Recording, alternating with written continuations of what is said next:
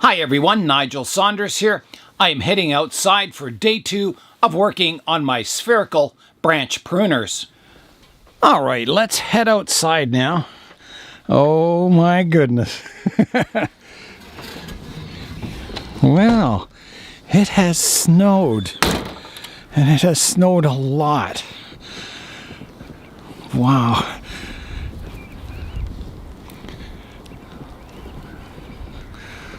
Well, let's go head out to the greenhouse. Wow, did it ever snow? So the kids were supposed to go back to school today, but school was canceled because of the snow warnings, low visibility on the highways, high winds. You can see the snow on the greenhouse is sliding off. You'll see that more when we get closer to it.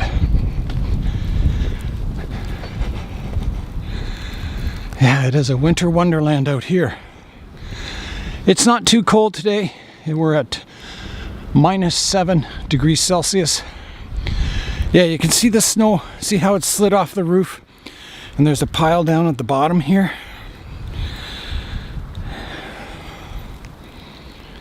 That's kind of good. So I'm going to think about putting eaves troughs on the greenhouse for next year to collect rainwater. So I'll have to think about that. Okay, let's head inside. There's the poly house.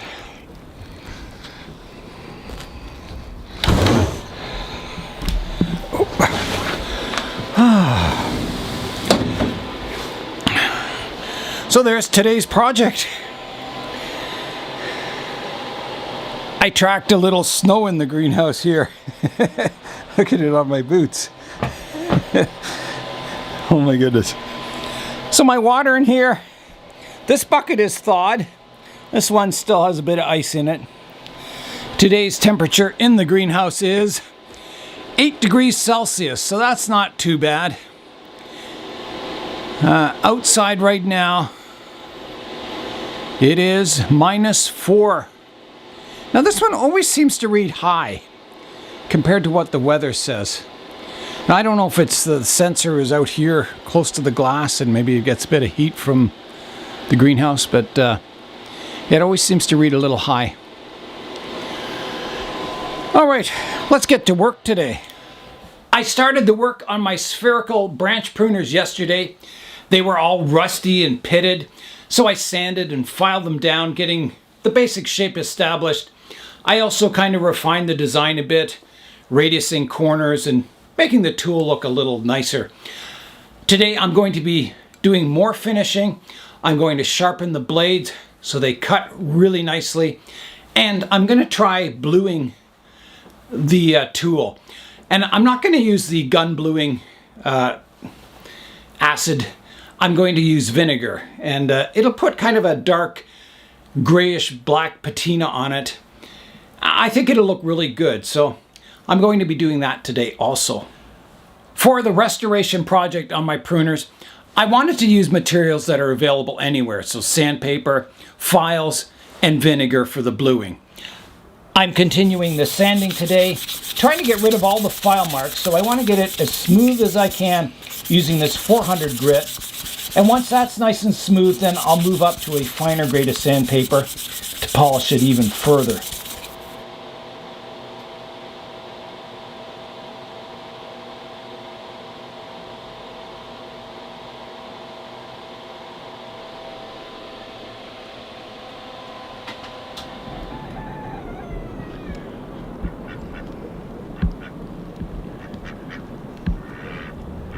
Hello, ducks. What you guys doing outside in the snow? Hey, what are you doing outside in the snow?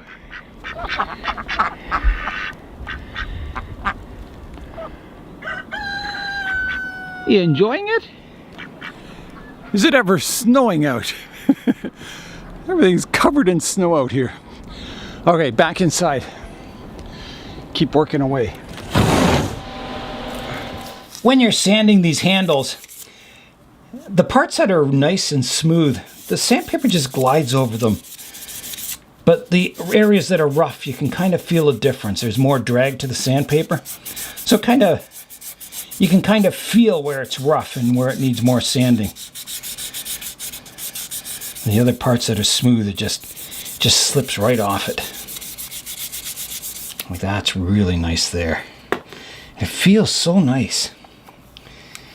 Yeah. Awesome. I'm very happy with the handles. I'm starting now to clean out the insides of the cutters. So you have to come from above. And you have to be very careful not to go near the cutting edge. And I'm just sanding it away, any of that surface rust away, cleaning it up. Now you can see it's a rough surface in there. It's just from the forging. And forging, I should explain what forging is. Most heat-treated high-strength tools are forged. And what that means is they get a blank of steel, they heat it up so it's red or yellow hot, I guess. And then they put it in a press and it's squeezed to shape. So this handle here, the one piece of the handle, would be like a rectangular blank, and then it's put in a press and it's squeezed to this shape. So, and what that does is the grain of the steel kind of flows into the shape that it's being pressed into. So it makes a really strong steel in the end. The right shape, it's really strong. So that's used for wheels on high-performance cars, tools, anything where high strength is required. So that's how these are made. It starts off a blank of steel, it's put in a press, bang.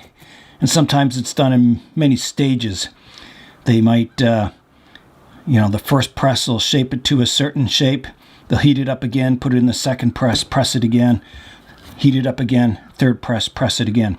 Sometimes you don't need to heat them between stages because that force of the press keeps heat in the steel. But it's an interesting process, and that's generally how most tools are made. Now you don't have to use a press. Sometimes tools are made by hand, so you start with a block of steel like a blacksmith, you heat it up and you hammer it into shape, and that's forging too.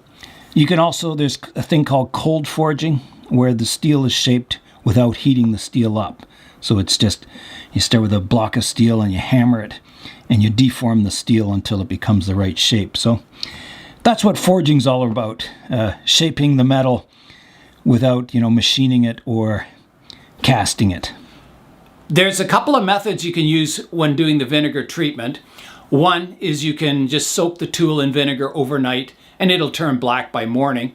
Or some people put, rags or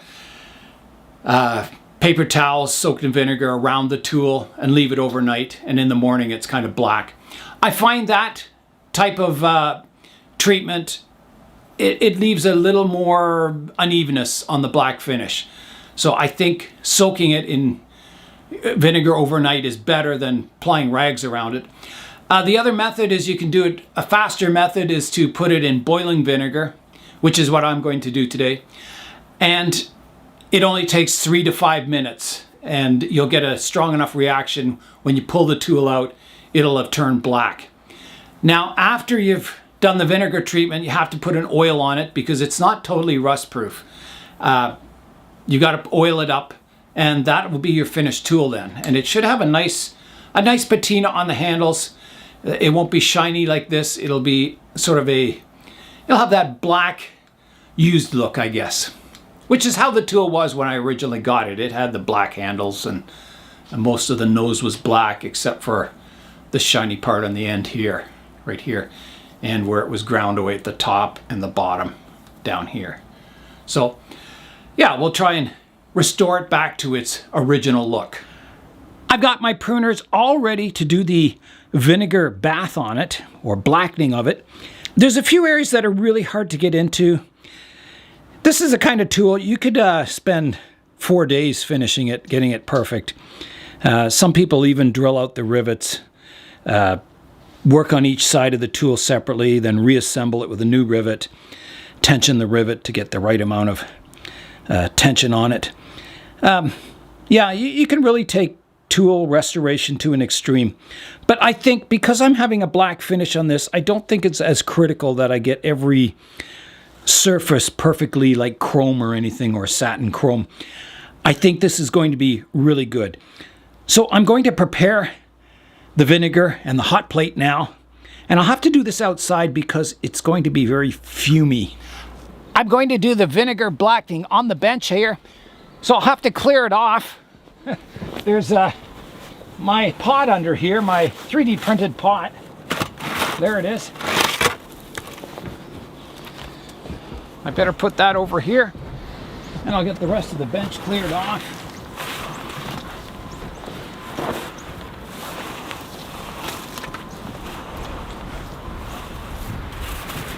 There we go, just like summer now. All right, I'll go get the hot plate and the vinegar solution, and we'll start boiling it. I've got my pot of vinegar out here, so I'm just going to make sure the tool fits in. It's fully submerged. So next I'll get my hot plate from indoors and bring it out here and start heating it up. All right, I've got my hot plate. I haven't used this for a long time. I think the last time I used it was making that Martian soil. It's pretty dirty. I've also got a set of tongs that I can remove the tool from the vinegar when it's hot, like that. So those will come in handy. All right, let's get it plugged in and heat it up. On. And that one's off. I guess I want the big burner. Turn that one off, I'll put this one on. Put her up to max.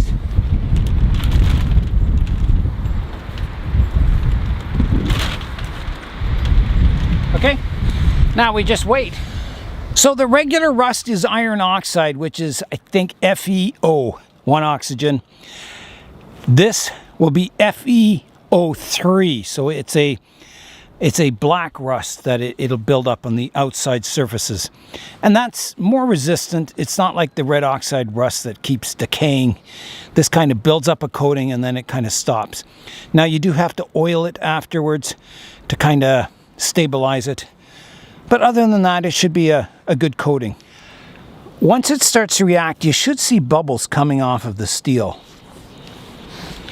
At least this is a lot safer than making Martian soil using that sulfuric acid and tinfoil and having exothermic reactions. This is pretty tame stuff.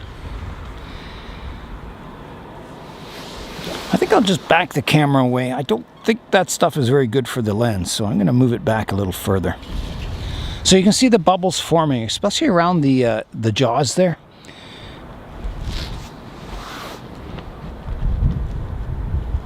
Yeah, it's definitely turning black there. And this won't hurt the hardness of the cutting edges. You'd have to heat it up a lot more than boiling vinegar to change the temper of the blades.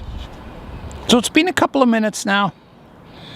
The vinegar's not boiling for sure yet, but definitely getting a reaction. You can see the handles are bubbling now. I imagine as the reaction starts taking place, it'll get harder and harder to see the tool. I think the nose is turning. I think the nose is quite black. Let me have a look. Yeah, see how it's turning black on the nose? And usually that's because there's more carbon in those areas. Sometimes when you heat treat knives, there's a carbon you sprinkle on the steel when it's red hot, and the carbon gets in the steel and makes it really hard. I forget what they call that process, but it's inducing carbon into the steel. Otherwise, you would have to use, separate steels, like a high carbon steel, and then bond it with the low carbon steel somehow. Forge it together, which is quite difficult to do. And that's how samurai swords are made.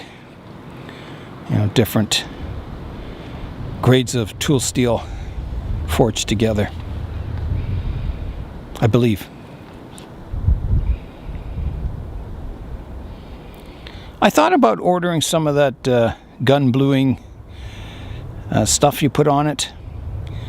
I don't know. It's kind of expensive, and if this works, I'll just use this method. If it doesn't work so well, maybe I'll consider the cold bluing stuff you put on it.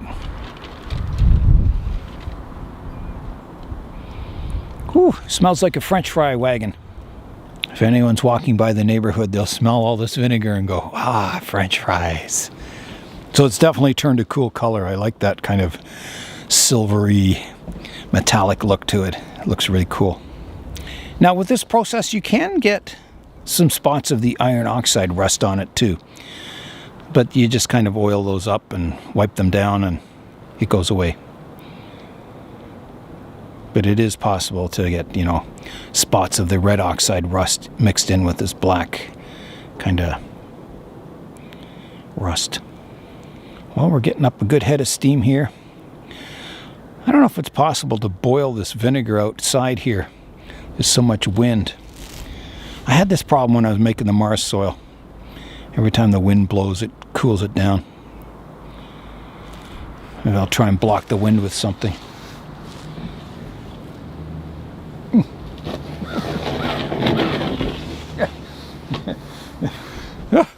You don't want to breathe that stuff in. It's got a bit of a punch to it.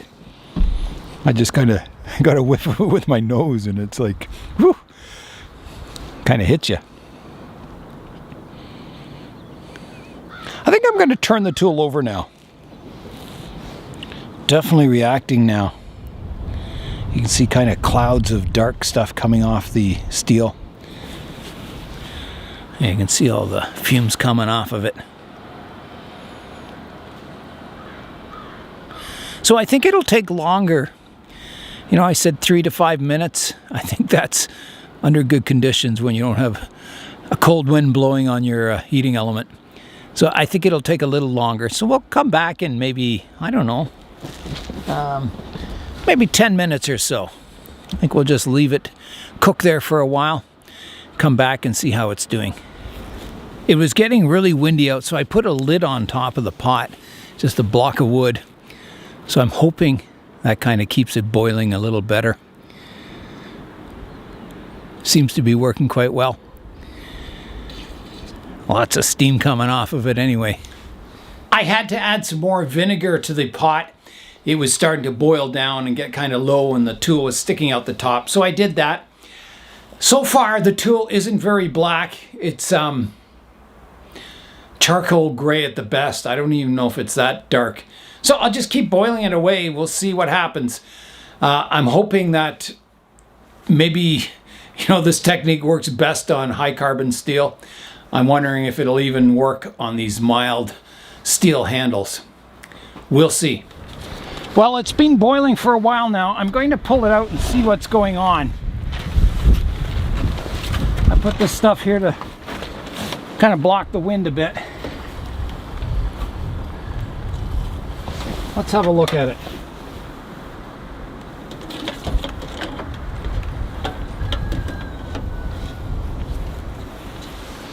So you can see these areas are really black near the blades, but everything else is quite shiny still. I mean, it's a little bit duller, but not like I was expecting. I was hoping to get this kind of a finish all around it, but I think there's only carbon at the, you know, the blades here. I don't know why the very tip is still shiny. Interesting. Anyway, I don't think there's much point leaving it in any longer.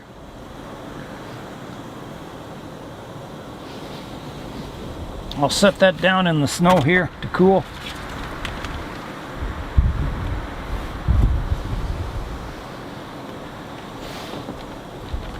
It's not that hot, but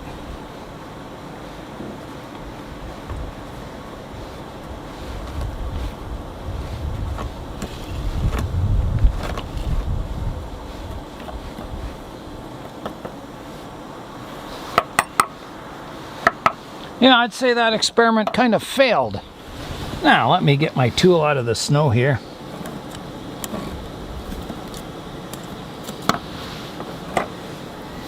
That's cooled off nicely. All right, well, let's get it inside in the greenhouse and have a look at it. See what worked and what didn't. Here's a look at the pruners. I rinsed them off in water so they're, to stop the reaction of the vinegar. So you can see how black it is on the tips there. The rest of it kind of put a patina on it. Sort of like a well-used tool. But not quite, what I was hoping for. I was hoping to get that black all over. But no such luck. It's just on the tip here. So I think I'm going to have to maybe try the gun bluing. Some of that even comes off in your hand. Which I've heard that if you rub it with a cloth, some of it comes off. Let me just get a cloth and I'll rub it down. Certainly doesn't look polished and brand new anymore. It kind of looks like a tool that's been used for quite a while. I mean, it's not a bad look. My experiment has come to an end. I wouldn't say it was successful, but it did reveal the metallurgy of the product here, of my cutters.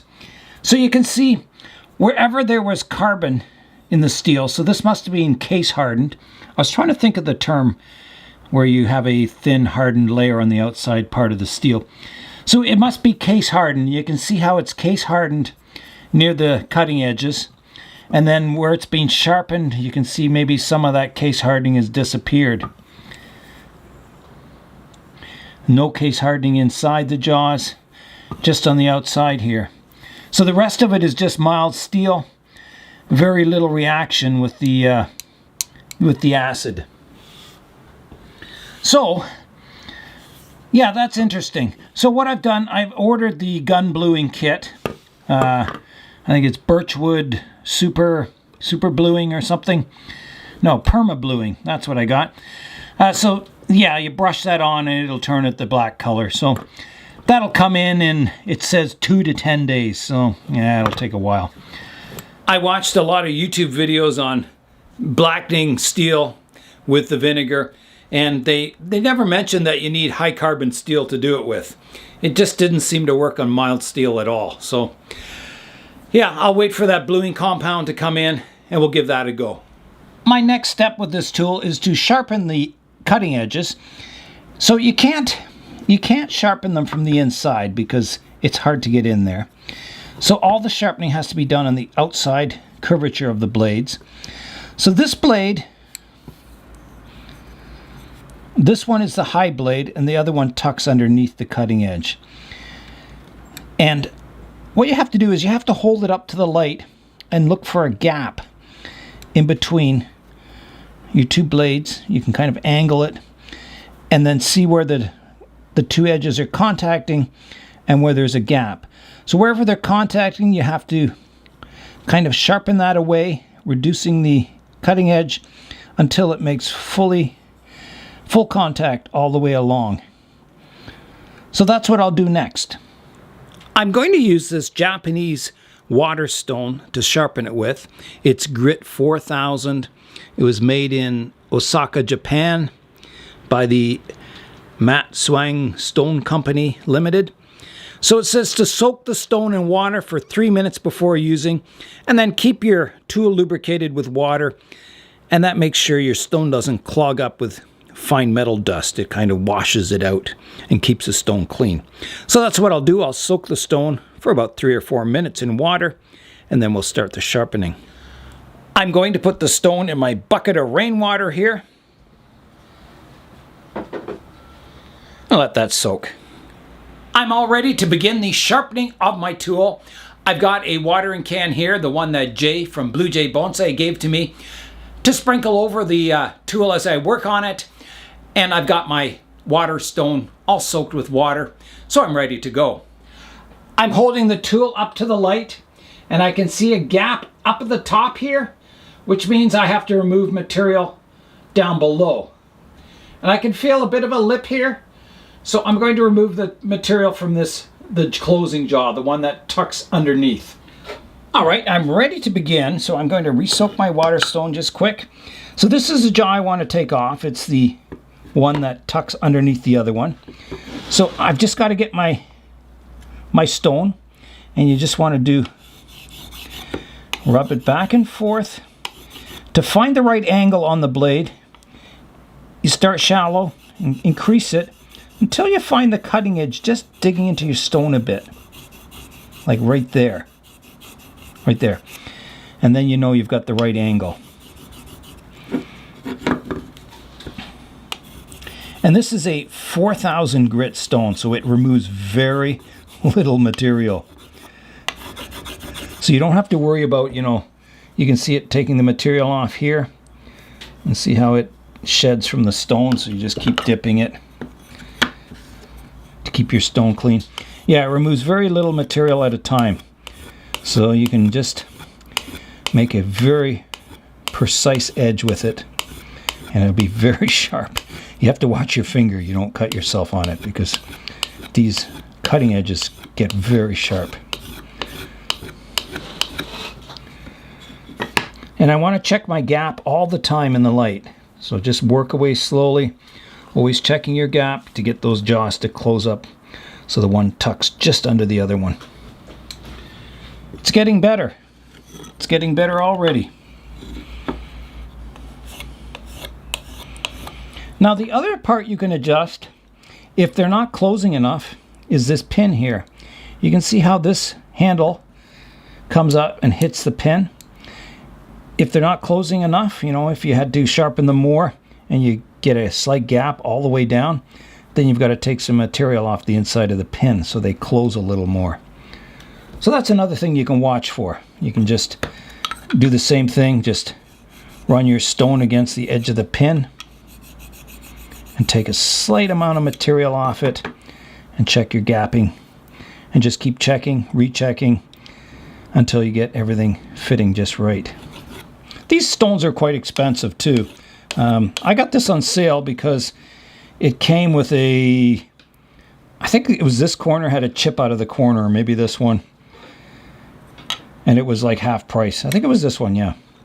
Had a big chip out of that corner, and I got it for like half price. I thought, oh my goodness, that was a good deal. So they are quite expensive. But, it'll last you the rest of your life too. It's not something that you would... I'll never use this whole stone. More material off the tip.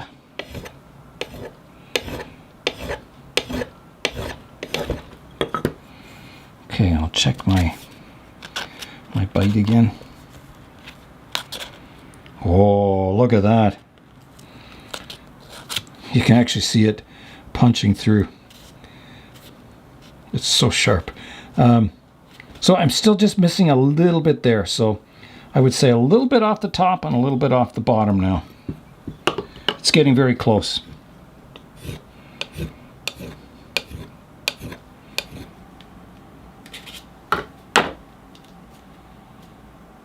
Okay, a little more off the tip still.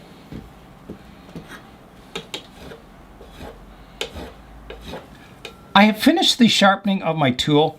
It is really sharp. It's wicked, in fact. I'll show you how it works now. So it seems to cut, anywhere on it now. I got my gap all closed up. Everything's sharp. Yeah, really nice. Nice to have this tool back in action again.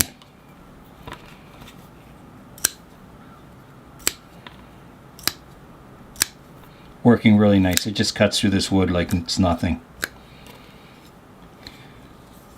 So that's great. So I've just got to wait for that bluing material to finish the tool off, and that will be done. I've got to oil it up when it's finally done too. So that's a job well done for today anyway. I was really happy to get my spherical branch pruners back in action.